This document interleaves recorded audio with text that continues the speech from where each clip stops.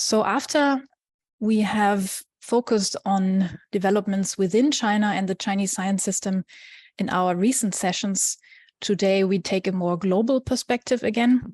Today's roundtable is called Global Perspectives on China's Scientific Rise and Reach. We found that particularly interesting because I think, as we all know, there's now a lot of public debate about engagement with China, also in the field of academia, so research and higher education. After we know debates in economics, trade, infrastructure building for several years, these debates, how risky, how beneficial is our collaboration with the People's Republic of China, has now also moved to the field of research and higher education with pretty much, I would say, the same dynamics. You know about the debate that maybe started, if I may say, in the US, where academic collaboration with the PRC came under a lot more scrutiny in recent years. The China Initiative, all these debates about brain drain and security, technology security. In Europe, we have similar debates, but I would say one difference to the US debate is that here there's even a lot more focus on academic freedom as something that is coming under pressure in collaboration with the PRC. In Germany in particular, if I may say so, quite provocatively, the public debate about this topic has become pretty polarized, I would say, and it has even become sort of a stigma for academic institutions to now highlight their collaborations with the PRC on their websites. We also know from these other debates about economics, trade, infrastructure, that in other world regions, sometimes these relations are seen differently. So they might even be seen as a benefit or as a win-win situation, different from the debates, for instance, in Western Europe. And today we have invited speakers who work on different world regions to share thoughts on this topic with us. I'll introduce them in a second. I'll say a few things about this format. You can see a roundtable is not the usual speaker PowerPoint format. To make that easier to follow, probably it's best if everyone who is not a speaker at the beginning turns off their camera and you choose the show only participants with video, or however it is called in your Zoom settings above. So then you should be able to see the currently 4 speakers. I will do it myself now. So it looks like this on my screen. At least you'll see the 4 speakers. Once we enter the Q&A later, we can all interact again and turn on our cameras and so on. So I've introduced the topic roughly. I'll introduce our speakers now. I have to say, unfortunately, Professor Maria Rodrigues from Rio de Janeiro is not able to join us today. She had an accident recently and is still recovering.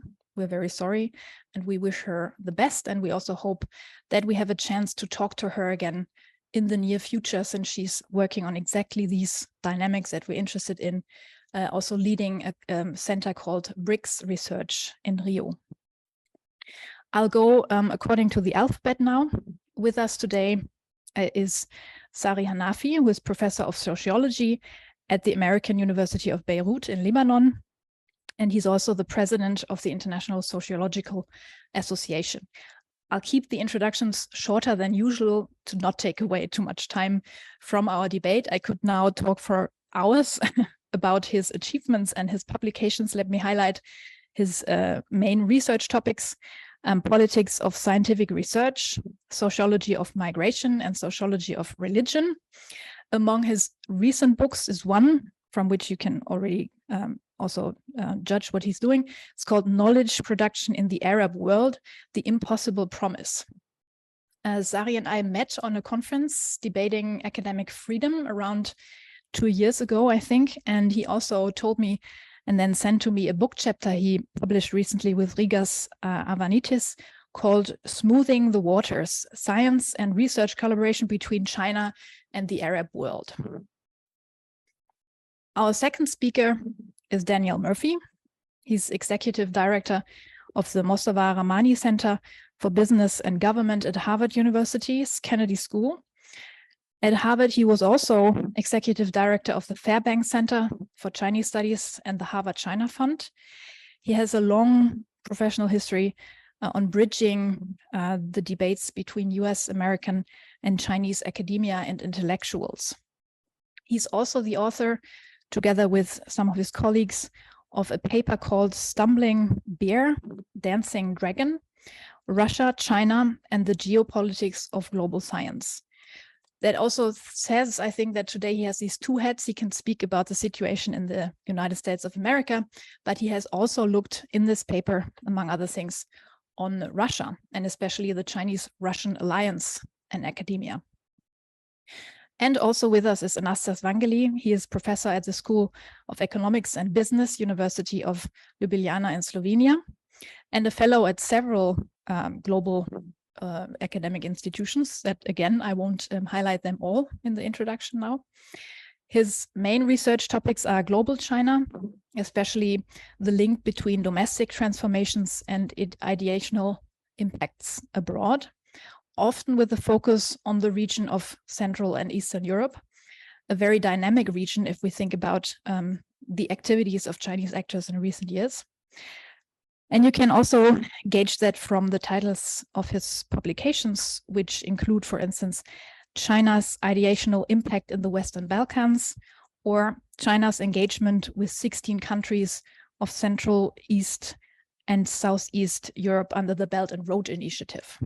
So as you can see, excellent gathering of minds today for the topics we want to talk about. A few notes on the format again. We'll now give the three of you a few minutes. I've really asked for very, very brief comments as the first starter of our discussion, where you can highlight to us how China is perceived as a science power or not in the region or regions that you are studying, and the importance or irrelevance of Chinese actors' activities in academia in the regions that you look at. I should also note, of course, this is not a complete representation of any of all global perspectives when we talk about this topic. We have at most 3 to 4 regions represented here today. Also, the speakers are not expected to represent any formal views on how Chinese engagements are seen from their regions, not a formal view of the government or of the public in the countries they're looking at. They are talking as scholars who observe and study these world regions and the topic that we are talking about today. And also, we did not rehearse this discussion, so this is really spontaneous, fresh discussion comments coming up. And I'm very excited and would like to get us started now. And again, maybe we'll just move alphabetically, and I'll ask Sari to start with his short overview. Thank you, Anna, for the invitation. So glad to be with you today. Look, the Arab world is the 7th strategic partners for China. So we have so much evidence that in terms of economic collaboration, etc., these two regions are really very closely connected. However, what surprisingly, when I conduct this research with Rigas Albanitis, my friend, we discovered that in spite of this protracted period of collaborations, the science part, the scientific research is really missing in this collaboration. And even when we take a case study like Sudan, which the relationship started in 1952 until today, and China was really the most important partner for Sudan. This didn't transpire into a scientific research collaboration. I can give the details later on, maybe. Thanks so much. I think that's already a very relevant observation that maybe these relations don't play such a big role in your region. Then we'll move forward and ask Daniel. Thank you, Anna, and to the organizers. I'm thrilled to be here today to exchange some views. In contrast to what Sari said, the scientific relationship between China and the United States is absolutely critical. China is the United States' largest research partner as measured by citations. And one other stat to throw out is that 17% of science and engineering doctoral degrees were given to foreign students from China in 2020. So this is a critical relationship, and I think it occurs against the backdrop of three major trends that we might think about today. The first is hardening geopolitics. This is, of course, worsening US-China relations, the war in Ukraine, and so much more. The second is the increased importance of science, technology, and innovation to the economy and military power. And the third is the dramatic increase in international academic engagement. In engaging with these three trends, I think we've seen some damage done in the United States. We find survey data that shows that scientists are more reluctant to apply for federal funding when their work engages China or if they're of Chinese or Asian descent. We see increased concerns about the role of ethnicity in affecting people's chances to advance their careers, and more that we can discuss. I should also say that, as Anna noted, I co-authored a paper on comparing Chinese and Russian international academic collaborations. And in contrast with China's deep academic integration internationally, Russia is comparatively marginalized. So when we think about what it means to engage with Russian science and Chinese science, we should keep that in mind. I'll just sum up and conclude by saying that it is my view that U.S. higher education must remain open, and that we should be in a competition with China to remain more open, to remain more academically free. This is, after all, what has made us strong, not in a competition to be more closed. I'll leave it there, and I look forward to the conversation. Thank you, Dan. And now, Anastas, please. Thank you very much for having me. As mentioned, most of my work has focused on global China and the broader region of Central East Southeast Europe, which I think is a very interesting geographic area to observe how global China acts in the world, because it's sort of a mix of both. It's, on one hand, is Europe, right? So it has characteristics. The relationship of China with this region has a lot of the characteristics it has with the relationship with the European Union as a whole, and in general, the relationship with the developed countries. But at the same time, and due to the particular history and trajectory of the region and the particular history of China's relations with this region, it is treated by China with some sense of solidarity, almost as a form of a South-South kind of relationship. And that's why the region has been one of the first places in the world where China has developed this sort of multilateral cooperation and multi-sectoral cooperation involving cooperation in science, academia, research, and so on, which has even served, as I argued in one of my papers, as a laboratory for later endeavors, including the Belt and Road Initiative. My main takeaway from studying China in this region, which I hope to unpack these points later on, is that it's not a monolithic actor. I mean, that's been one interesting thing. In different countries, you can see different tendencies, but also different Chinese actors, be it at the central or provincial level, have different strategies.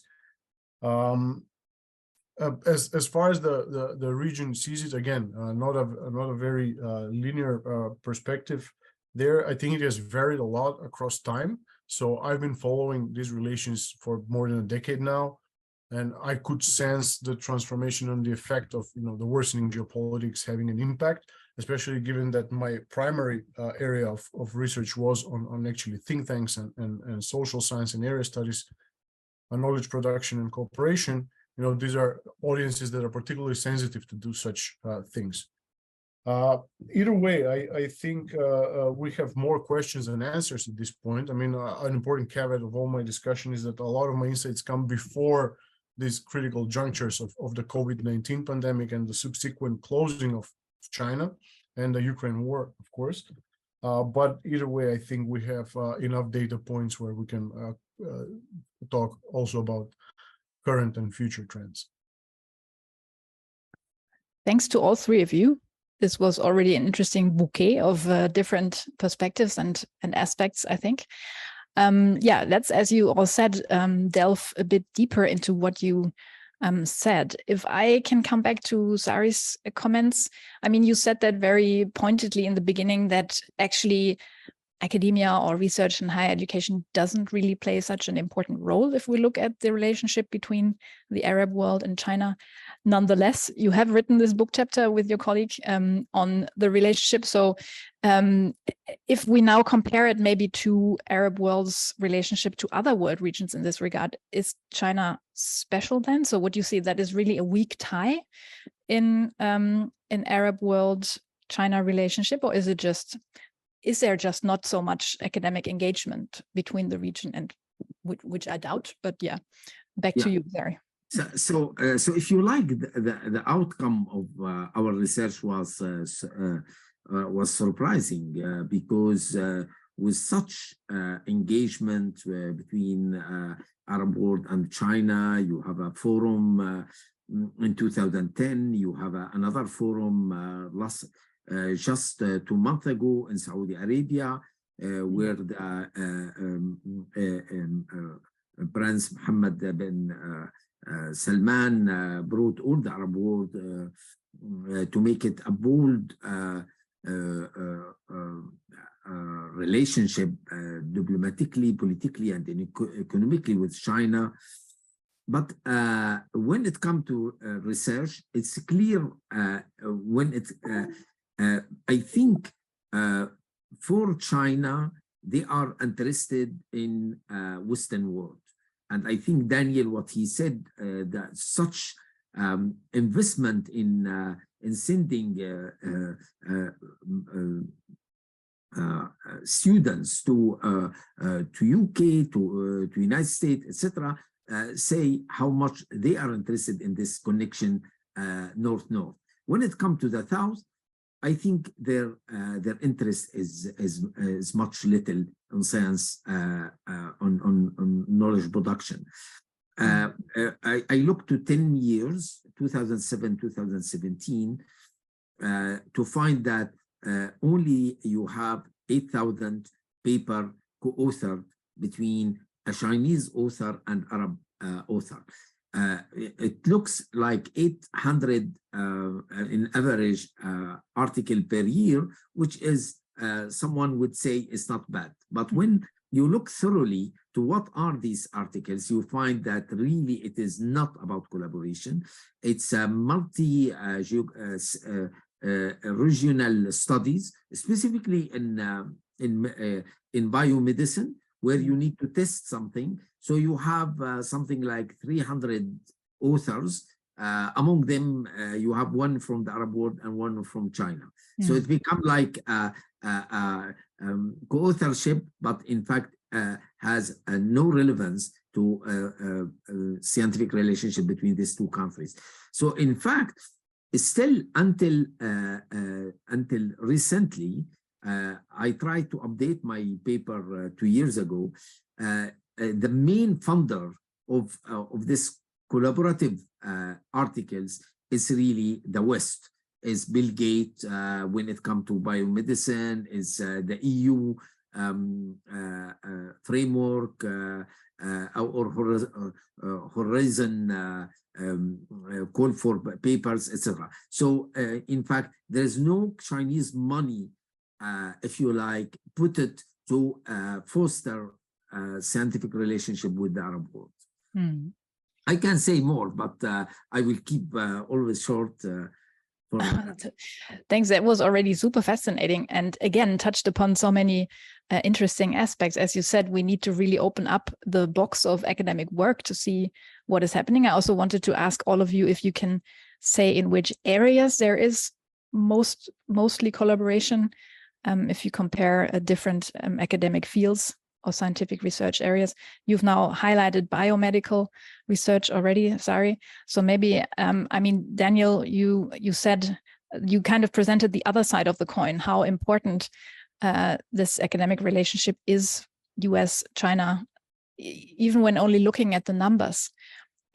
But again, I also would like to ask you if China then has a special role. So if you compare it with other numbers, is China a unique case for US academia? Does it come into focus because all these other problematic aspects that I've highlighted in the introduction and that I'm sure we'll talk about again? Or so is China an equal big science player among others for the US, or is it different?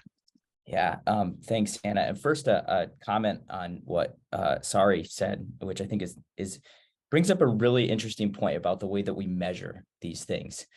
So Sari, as I heard you remarked on the what you thought of as the low level of co-authored publications between the Arab world and China, and then remarked how when you went deeper and you would find a scientific paper with several hundred authors, one of whom happened to be from the Arab world and one of whom from China. But as you look at this, it wasn't Arab-Chinese collaboration that was driving the work. And I think this is a really important point. And frankly, it's a criticism of my own work of how we measure these things. And I think sometimes I've been overly simplistic and just looking at citation numbers. And I'm really interested to investigate this point of how we measure this collaboration. I don't, as far as I've seen, I don't think we have a really great methodology yet. We have some methodologies. So Sari, I'd be fascinated to follow up with you on that, read that paper, and continue that discussion with you and others in this group. In terms of your question, Anna, I want to say that I think so China is an outlier in terms of academic collaboration with the United States. I don't have the numbers in front of me, but it's grown at a faster pace over the last 2 decades or so than any other collaborator, and now outpaces basically all of them. So this is a very critical relationship for us, and that's why some of the damage that I mentioned being done against the backdrop of the 3 trends I outlined is so alarming. And I think when we look at this collaboration, right, the areas of concern, as I see it, the places that really get us into tricky territory have to do with military-civil fusion. They have to do with artificial intelligence, and they have to do with semiconductors and things of that nature. These things that both relate so closely both to national power and military influence. So I think when I look at the areas that just electrify the debate here, that's what they are. Thanks, Dan. And yeah, you also touched upon the difficulty to measure things. I mean, when Sari talked, he also mentioned investments. So I think it's clear to all of us that, I mean, we are all engaged in academic collaboration. We know how it is, that it's usually not between nations or countries, it's between individual researchers, and people maybe have different, even multiple affiliations in different countries. So how do you actually trace it back to a specific origin or a specific country in terms of publications? Sari also mentioned investments, and that he cannot see that there is mainland Chinese investment in academic institutions in the Arab world. This is something, to my very superficial understanding, is different in Central and Eastern Europe, Anastas. Is that true? I mean, of all the debates that I heard about, and again, very superficially only, it was often about PRC being an investor also in academic institutions. Right. I mean, there are different modalities of how this cooperation in research, science, and academia has been unveiling in the past decade. Most, like in the early stages, it was mostly about networking, and networking, I think, is still a very big part of it. Usually, it followed this blueprint of 17 or 16 plus China now, with the recent developments with the Baltic states suspending their participation in some of these events, maybe down to 14, but you get the feeling. It's usually these various networks, and these have been across a range of fields of practice, specializations. When it comes to science, you would have social science team, natural science team, medicine, and so on. And of course, a lot of these networks have also had funding involved. So there have been joint projects, and there have been actually special secretariats for cooperation under this 16+1. For those who have not encountered the term, it comes almost natural to people studying Central East, Southeast Europe and China. The term 16+1 is a moniker for the relationship between the 16 countries of Central East, Southeast Europe and China, right? So under this framework, there have been some secretariats for sectoral cooperation. I mean, I don't even know how many. Some of them are just in name only existing, right? So not really functional, but some of them do function. And some of them fund scientific and technological cooperation. A lot of them serve for the point of matchmaking, but some of them actually foster close cooperation. And then there has been also a landmark event that was the opening of the China Sea Institute. It was the first overseas think tank established by a Chinese institution, the Chinese Academy of Social Sciences. It was established in Budapest. I have cooperated with that institute in the past.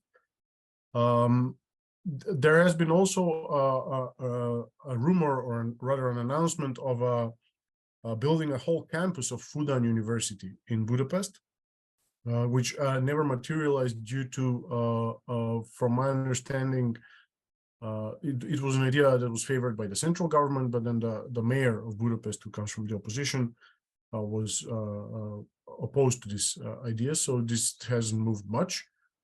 And there has been various research projects of various sorts going on. And this has had to do a lot with, this new type of Chinese diplomacy, trying to expand, networks worldwide. I guess Central East, Southeast Europe countries would be more open to such cooperation, simply because they have really faced lack of funding, and they would welcome any source of funding, though probably in the last years, as we have seen change in sentiment, this is not as welcome as before, or rather, I would say it would vary across specific industries and so on. I mean, even if we don't look at the official channels, or like official Chinese channels or semi-official, even if we look at what companies have done, for instance, in the early years of this cooperation, let's say Chinese tech giants like Huawei or ZTE, they were really favored as investors in research and development, and there has been partnerships also with academic institutions. Only so that in the last few years, actually Central and Southeast European countries have been signing up to the US Clean Network Initiative, right, which is not only excluding these companies as vendors, but also is very prohibitive regarding cooperation with them. Thanks so much. You've mentioned the Fudan case, and I think we'll talk about public reactions to these things also in more detail later. I was also thinking, I mean, so far we have very broadly discussed about academia, but of course there are huge differences between research, like basic science happening in laboratories, or, as I said, co-authorship between different scholars, which is within the hardcore scientific domain, and then higher education, which is maybe the more public-leaning side of it, and where also institutional collaborations have come under much more scrutiny and criticism than before, and they can also be traced much better than maybe research collaboration going on in joint projects or something. Do you see that there is a difference when we either talk about science and research cooperation or higher education in the regions that we are talking about?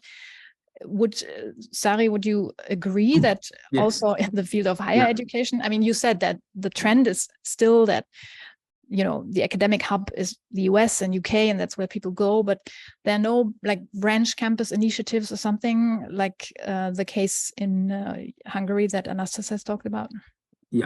Let me go beyond the Arab world to say that, in fact, China in the early 90s of 20th century,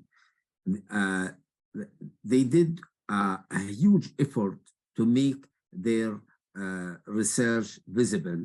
They have a collaboration with Web of Science, and that it was a Chinese research index taking into account a huge number of journals in China.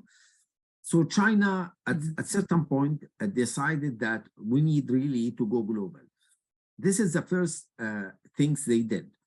The second, they kept really very generous with a huge amount of scholarship to especially in strategic disciplines like engineering and chemistry and so on, to go to this global North institutions. However,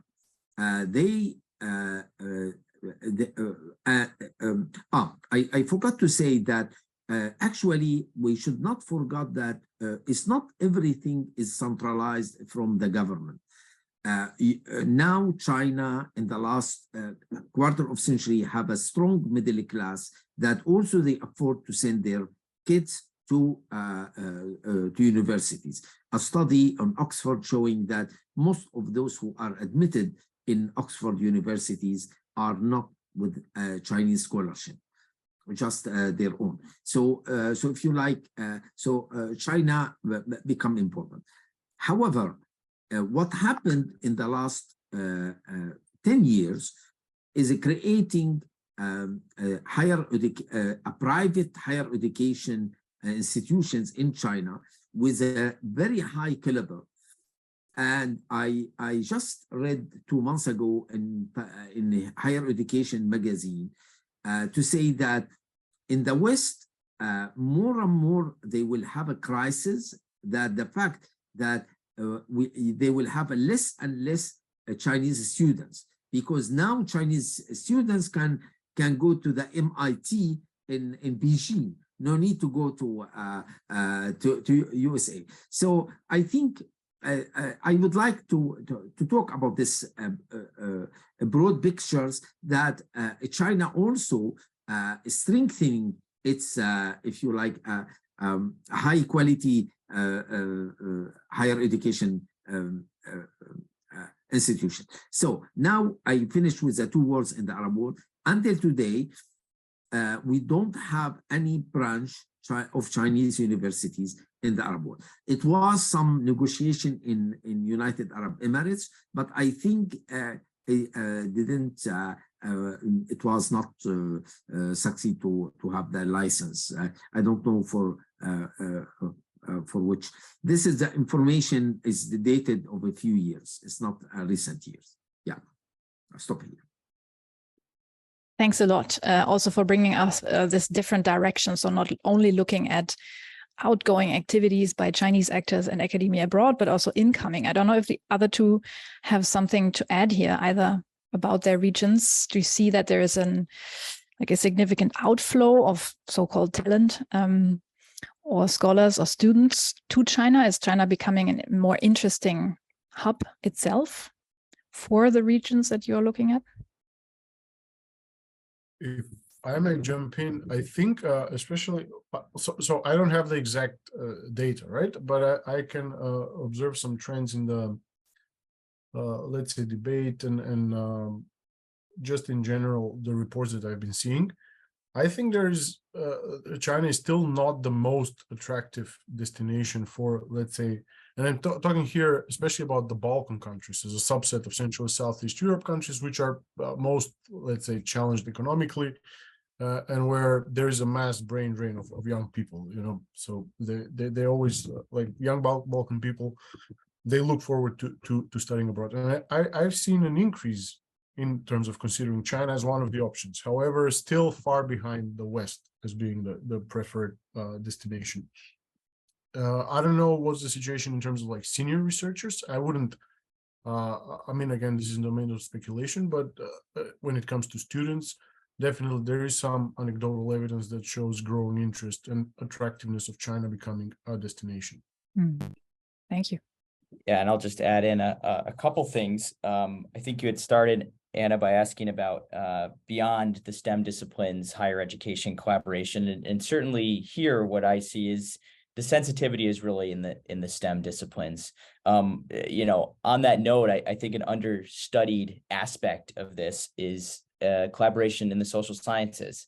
At least I'm not aware of a kind of definitive paper outlining collaboration in the social sciences, and I'd very much like to see one. In terms of institutional collaboration, you know, the atmosphere in the United States and I should say in China has made this much more complicated. We perhaps see this most clearly with Confucius Institutes, where there have been a wave of closings and controversies in recent years. Many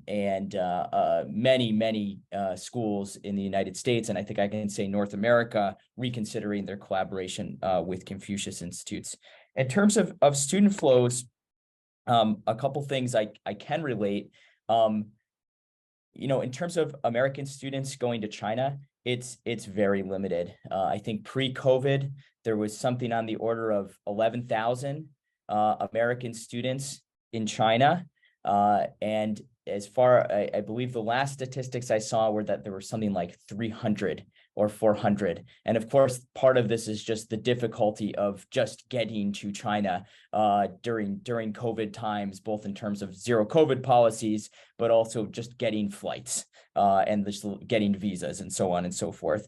I would say this is very alarming to me. I think, you know, given what we're talking about today, the centrality of the U.S.-China relationship, both politically, but also in academics, I'm quite concerned about sort of skipping a generation of China expertise if people aren't able to go to the mainland to study, to learn the language, to immerse themselves. In terms of Chinese students in the United States, I don't have the statistics in front of me.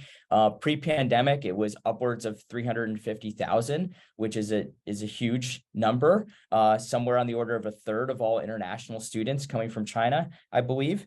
That number dropped, as I recall, during the Trump years due to some policy changes, and of course during COVID. I think we're still seeing what the rebound is, right? And I think an interesting way of thinking about this question is there are the aggregate number of students who come, but we also need to ask ourselves, where are the top students going? Where are the top doctoral students going? The top publishers, the very best students who are going to do cutting edge research, whether it's in science, the sciences, the social sciences, or the humanities. And I think that's another area where I'd love to see more work. Yeah, great. We're all waiting for the new numbers, that's for sure. As I said, you're all always welcome to react to each other's points. It's a very informal conversation we're having, so I don't have to always direct it. But one idea I also had while listening to you was this aspect that I think is present in your paper, Dan, on the Russian-Chinese scientific or academic alliance. Among all these geopolitical shifts at the moment in recent years, we're also talking about these new alliances and that, you know, the appeal of the so-called free world, the US and Western Europe is waning, and that new alliances are being built, and that China, I mean, we had this discussion about China, for instance, on the African continent, where Chinese investments that's the narrative seen more positively because they come with less weight in normative terms. There are other problems. But so we have these debates in other domains, economics, trade, infrastructure. What about the academic field? So to all three of you, is there something like, I don't know, new centers, new alliances emerging? I'm just throwing in another aspect. So when the new German government is now among all the very well-funded matter-of-fact concerns about collaboration, but they're also calling it a value-based cooperation now. So Germany's relations to other countries, including in the academic field, should be value-based, which, if you think it through, would basically exclude large parts of the world in terms of like the autocracy-democracy divide and who is really seen as value partner and not. And so I think it will be really important to see how this is unfolding in practice if it's implemented. But that could mean that those who are excluded from the traditional academic ties might build new alliances themselves, or find that, okay, if again Europe is betting so strongly on this value and norms aspect, then we go for partners who, where we are like rules free or something like that. I don't know if that is something that you see in debates in your region. Maybe we'll start with Sari again. Maybe that is something, or is that not at all? Because I think, again, now just hypothesizing, but also some parts of the Arab world would be excluded from this new German trend of saying we only work with democracies or something like that. So what would it mean for these countries? And would you think that that is a starting point for maybe turning to China more, or Russia or other countries? First, if you like, sociology has a different epistemological imperatives, and one of them is normative. So normatively, I would support Germany in working on really favoring, if you like, working with the democratic countries. So it makes sense to me. Now let me say a few words about the history of academic relationship between the Arab world and China. It started really early as Mao Zedong. While Mao Zedong supported the Arab liberation movements. So it has been a lot of students from Palestine, among Palestinian refugees, but also from Algeria and from Eritrea, from Somalia. So if you like, they earlier, really, it was for ideological reason. I would say it was a lot of hospitality of some Arab countries' students. Now, I would say I was following the debate after the encounter in Saudi Arabia 2 months ago, and I think China is changing. There is a beginning of paradigm shift. I think China is more and more understand that science is really a soft diplomacy, and it's very interesting to dig here. And I expect in the future kind of paradigm shift compared to what I described in the article. This is my hunch. The second comment I would like to do, Anna, is about social science. And I would say for the first time, we have really a robust social science produced in China and published in international journals. And this show that there is a willing of the Chinese social scientists to enter into conversation with their colleagues. And this is a good sign, by the way. Now, if you, the last 2 handbooks published about the BRICS, I was writing for the first a foreword. It's and the second is a post phase. They asked me as a president of ISA International Association to do it, and in both my pieces, my small pieces, I warn that I feel when I read Chinese scholars that is still a strong unspoken issue and some apologetic tone, if you like, to defend a kind of a democracy which is not really liberal democracy. So again, I would say you are in a transition period where you have a different level of knowledge production that somehow some is really good quality, the other apologetic. So it's China is in this transition. I mean, this is, if you like, I would like to comment vis-a-vis the question of values. Yeah, I stop here. Thank you. Any other comments? Yeah, Dan? Maybe I'll just chime in on this question of values. I think one of the dangers of this debate is that, and I see this in the United States, I see it elsewhere, is that we come up with sort of simplistic black or white solutions. friendly countries and non-friendly countries for academic collaboration. And as we know, academic collaboration so often happens based on the work of an individual faculty member who feels that they should collaborate with someone because that person's their best partner, regardless of the country that they're in. I would recommend to people MIT's recent China strategy. I thought was a really well-informed document and really well-informed look at this. The document, as I read it, this is reflecting on Anna's questions about values and norms, does indicate that for China and some other countries, there needs to be an enhanced level of review for academic collaborations. And, you know, it I think, asks PIs of research projects to consider the implications of their work in terms of how their work might be used by a foreign military or for various types of domestic suppression.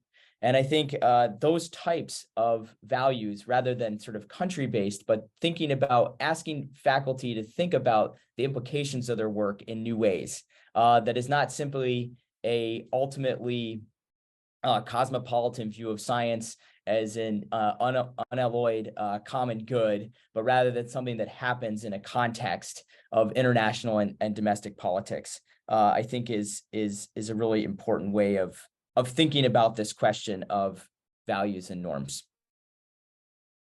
Thank you. That also fits very well with the other roundtable we are organizing in June on securitization, idealization, and moralization of research collaboration, where we're going to talk about all these guidelines coming up. And if there are certain areas in science that is now the debate in Germany, identifying areas in research that should be exempt from collaboration, if you can do that at all. But that's the debate right now. I'll return to that a little later, but I think, Anastas, you unmuted yourself. Maybe you also want to add something. Sure. I wanted to jump in on 2 points. One is about the logic of cooperation. And for a moment, I would like to bring the debate not so much to the high strategic normative level, but down to, like, let's say, the human component, the interest of different researchers, even, I mean, not the whole institutions, but even the people who are involved in this. And I'd like to bring in here the perspective, I think, let's say, not from the core, right? But rather perspective, which I think is, of course, characterizes a lot of Chinese scholars who are, if you position them in a global science field, somewhere still not at the center, but rather peripheralized. And I guess a lot of researchers in Central East Southeast Europe, especially not coming from prestigious institutions, and probably this would apply much more actually to developing countries, institutions, and researchers who just have, they're facing with the challenge of growing internationalization, the difficulty of getting prestigious funding, access to prestigious fellowships, projects, and so on. The inability to publish in top-tier journals, right, because of either language barriers or just doing science in a different way or different standards. I mean, we mentioned problems with measuring, and now we face a reality where academia in a global context is plagued by all these kind of measurements of performance and expectations. And I think very often people turn to cooperation, not just with China, but I assume with other, let's say, non-Western partners and so on, simply because this is an available option. And this follows actually the logic of how many developing countries, but also some countries, Central, East, and Southeast Europe, have pursued cooperation with China, not just in science, but in general, seeking a plan B, plan C, or even plan Z for certain projects. And the same goes also, I think, for a lot of Chinese institutions and researchers. I mean, while China has this, general strategy and so on, I think a lot of the people reaching out to cooperate internationally simply because in China they face this immense pressure to publish with foreign co-authors, to publish in foreign journals. They seek foreign partnerships, and sometimes this is actually much more prosaic and even banal than it may appear in practice. And then turning now to the big topic, values and so on, and looking from the perspective of Central Southeast Europe, I cannot omit the point where, from the perspective of the region or someone dealing with this region, it seems that this has been not an organic concern of these countries. It is something that is very much imported from the US and the EU, especially, I mean, not so much in terms of geopolitics. In geopolitics, everyone has this, especially, you know, with the experience of the Cold War, and very much framing the world in for lack of a better term, black and white criteria. People have been facing this. They have been sensing that at some point they'll have to choose a side or demonstrate loyalty, or you know, for a moment tone down the enthusiasm about China because it may be sensitive geopolitically. But in terms of values, I think Central East and Southeast Europe is a region with its own value problems. I mean, speaking, let's say, one of the leading countries in the region in terms of now geostrategic commitment towards defending the West, and a pivotal ally in the Ukraine war is Poland. But Poland is itself plagued, especially when it comes to academia, science, culture there. I mean, it's there has been a major kind of regression, if I may use that term, toward under the peace government, which has politicized the knowledge production field and gravely affected academic freedom in the country. So, you know, speaking about values, or some other parts in other countries, Central East, Southeast Europe, this is not like the best practice of academic freedom that is in there. But there has been a growing, let's say, a geopolitical awareness that has been then spilled over in academia as well. Thank you for these highlights, and also bringing up some of the benefits that scholars, scientists based in other countries might see when they collaborate with Chinese partners that maybe are not that obvious from another region's view. I'm also thinking about the whole debate about predatory journals. I'm really not an expert, and I can't really say anything that is super corroborated by data or research. I think that is really an area where we need more in-depth research, because I hear also voices from scholars being based in sub-Saharan Africa or in Latin America for whom these journals are actually a good chance. You know that predatory journals are very often based in China. Also, I think in India and Pakistan, there are different countries that are very active in this field where you pay for publications, and there's different languages you can publish in, and so on and so forth. So for scholars who have, as Anastas has highlighted, are feeling exclusion from the so-called global system of science, often because of language or resources or other factors, for them, a new kind of venue for publication that China is also very actively engaged in might be a chance also. Here we are based in Europe. I say here, predatory journals are something, you know, no, it's low to no quality. You can't even think about it. But yeah, so different perspectives, different motives. But Dan, I think you had your hand up. Yeah. First off, on Anastas's comments, which I took to me, ask, you know, kind of probe the question of why individuals collaborate with China, and I think this idea that I took from Anastas that this is not sort of dealing with some sort of perfect academic being who always seeks out their most ideal academic partner, right? And asking the question of why these collaborations take place is a really interesting perspective, and I'd love to hear more about. You know, Anastas point out maybe it's not always plan B, but even plan Z. You know, fascinating question, and I think probably the answers are different. And I think Anastas was moving towards this, though don't let me put words in your mouth, that at certain institutions, global leading institutions, there may be more of a tendency to seek out the ideal academic partner, whereas in other institutions and regions, perhaps there are other factors play a stronger role. I think that's if that was indeed the point that Anastas was making, I think it's a very important one. I think, and there's another thing I want to bring into this is, you know, we talk a lot about sort of what these collaborations look like from our countries and regions. And I think one thing I just want to inject into the debate, because I think it's really important, is when I talk to my friends in China, they're also having a really hard time. The research environment in China is much more difficult And, for my colleagues who are here, because it's harder to access archives, it's harder to conduct interviews, the range of things that's considered sensitive is broader. But in many cases, that's also true for our Chinese colleagues. And when I talk to them, they're frustrated by the research environment. They're frustrated by new and enhanced demands on their time and resources to adhere to various political imperatives that are placed on them. And the scope of topics they can write about is not as great. And I think, I think when we're in these conversations, when we have the opportunities, we should be self-reflective of what is happening in our own countries and regions. But I think it's also appropriate to note there are things that can be done by Chinese institutions that can make this collaboration easier. Not least of all, certifying that students and scholars that go abroad are there for teaching and research, not for other purposes, enhancing academic freedom within China, all of these things, and there are more of them. We shouldn't lose sight of the idea that there is, number one, these things are difficult for our colleagues operating in China, and number two, that we should expect more of China just as we expect more of ourselves. Thanks, Dan, for also bringing that up.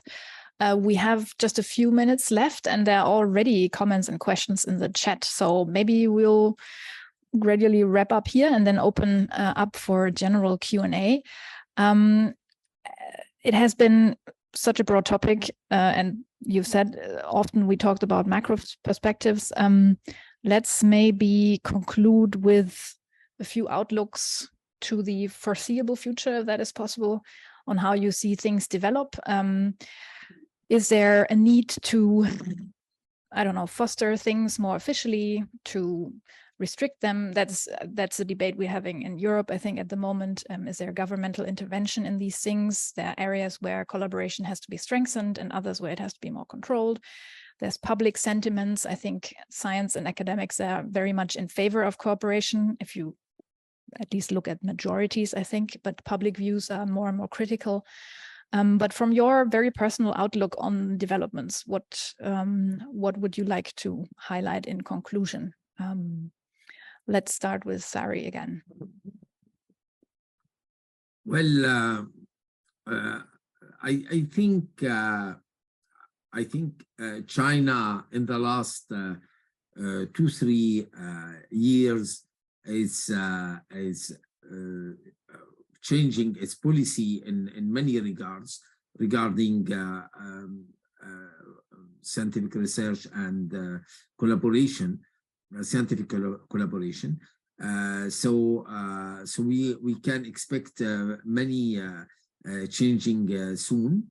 And I would say something really I should highlight it, that historically we have, and I will echo here Daniel what he said, we have a kind of a white and black vision of countries. I mean, now with the resurge of populism and authoritarianism in many parts of the world, this dichotomy, we cannot do it anymore. I mean, I am someone who worked on France, and myself is a French.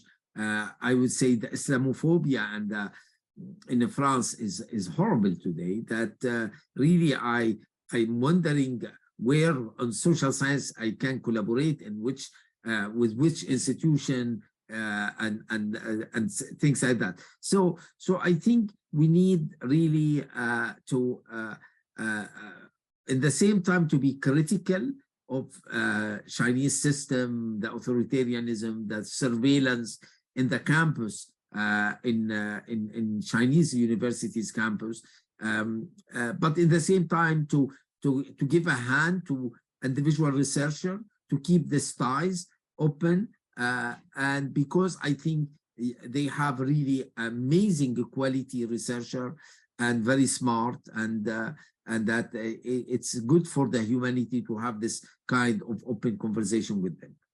Let me stop here. Thank you, Sari. Who wants to go next? Dan, as usual. Sure. I'll mention. So I think this is an urgent problem, and I think it needs our attention. I think I would recommend 5 principles, and this comes from a paper that I co-authored with the Vice Provost for International Affairs here at Harvard, Mark Elliott. So credit to him as well. But I think the first is academic freedom. This is what has, I think, made our universities strong. And when we're thinking about international collaborations, we should think it is ultimately, does this add or subtract to our ability to our academic freedom and our ability to engage in academic inquiry. Number 2, we need to, collaboration is critical, international collaboration. We see this in the citation data in all fields. So we need, within those bounds of considering academic freedom, we need to enhance academic collaboration. I think number 3, we need to provide support for students, faculty, administrators. I think it'd be wrong and naive to say that enhanced collaboration with China doesn't involve new complications. It doesn't involve, I've heard enough stories to know that at least students are worried in some cases that what they say in classes here is reported back in Beijing. That's a problem. That's a big problem. I've heard enough stories to know that there are administrators put in difficult positions when it comes to making calls on collaboration with China, et cetera. I think the 4th principle is we need new patterns of partnership internally. I think the U.S. Academic institutions need to be in dialogue with the U.S. government in new ways, given this situation. And the last thing is, I'll go back to the point I made previously, and I do think we need to focus on our partnerships in China. I don't think any of us should. I think we all recognize the powerful role that the CCP plays at Chinese institutions, at Chinese universities, but we also know from experience that this need not fully constrain the Chinese side and our Chinese colleagues in making choices that enhance the opportunities for openness and international collaboration. So those are just 5 broad principles that I think about. And I just want to conclude by saying, what we owe our academic establishment, in my view, is clarity, right? Clarity on what type of collaboration is okay, what type of procedures one needs to go through. Otherwise, we risk falling into a needlessly risk-adverse strategy that can be damaging to the academic enterprise. Thanks, Dan. I'll already record a question for the discussion later. How do we do this? How do we identify what types of collaboration or fields of collaboration are okay? But let's have Anastas, and then we'll open up the floor. I mean, looking to the future, and again, here I would discuss first a bit more geopolitically. I think, especially from Europe, we're at a very exciting moment, right? We've seen the trip by Emmanuel Macron to China, and we see the debates now in Europe on China, how much Europe should be following the US or chart an independent pathway. And this echoes to me some previous historical episodes. Most importantly, 2003, when suddenly we had the EU-China strategic partnership and this whole spring of initiatives and cooperation. So I don't know what's in store for us, but definitely I think in the next months we'll see where Europe goes. And I think very much the discourse on academic cooperation will be dependent on that. I mean, for the better or worse. I think whatever is the course taken at the highest level would definitely determine how we talk about China. However, regardless of these big developments, I do think we need to focus on resilience. And here, resilience has 2 components. One is external resilience, and here this involves reviewing criteria and best practices and worst practices for international cooperation, for cooperation with other countries, not just China. I mean, in general, with China, of course, being emphasized as one of the key and most important actors. But even before or rather in parallel to reviewing external resilience, I think we need to ask ourselves, look each other in the mirror, and actually ask ourselves about the state of research and academia, equalities, inequalities within Europe, and fixing a system which shows a lot of cracks. Access to funding, unfeasible working cultures, expectations, insane expectations from young scholars, which are very difficult to be met, and so on. I think a lot of these internal problems fixing them or addressing them could help also boost external resilience. As I said before, my sense is that often the motivation to cooperate with China or with other countries is, again, to patch up, find new opportunities, meet some criteria. You need a internationalization opportunity. This is the easy way out. We cannot achieve it the other way. Of course, all this means boosting China expertise and understanding, something that Daniel said, I think, is very crucial to have in Europe. And again, touching upon how to do it, I guess we'll discuss more. I think academics are very good at coming up with procedures and protocols. So I have little doubt that we can come up with something. Thanks a lot.